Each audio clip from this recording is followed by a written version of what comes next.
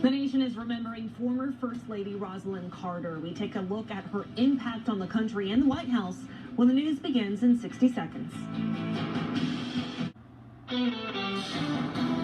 Sad, but not exactly surprised. I knew this could happen.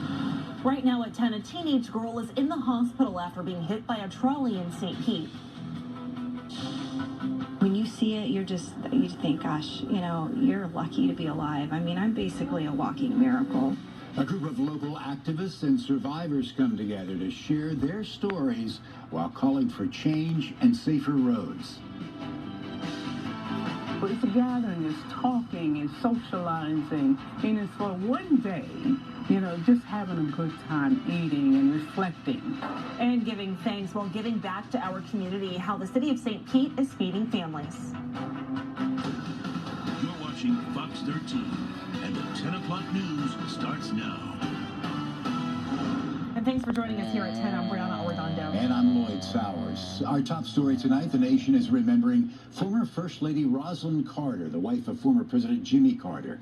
She died this afternoon at their home in Plains, Georgia.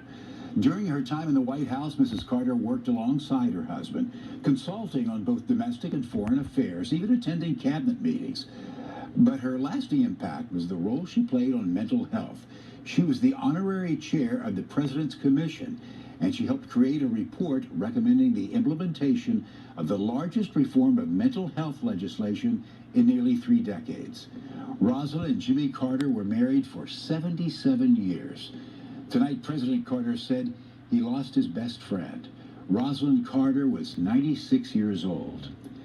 Vice President Kamala Harris released a statement saying Mrs. Carter's legacy will be a beacon for generations to come.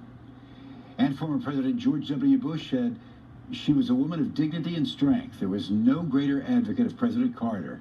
He said their partnership set a wonderful example of loyalty and fidelity. We'll have more on the life and legacy of Rosalynn Carter coming up tonight at 11. And new at 10, a 15-year-old girl is in critical condition after she was hit by a PSTA trolley. Now, this happened on 1st Avenue South near 8th Street in downtown St. Pete.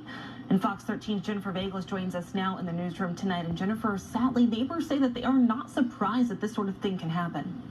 Yeah, Brianna, people I spoke to tonight tell me this portion of 1st Ave South, which is a one-way, is a hot spot for jaywalking. And to make matters worse, roadway visibility is also an issue.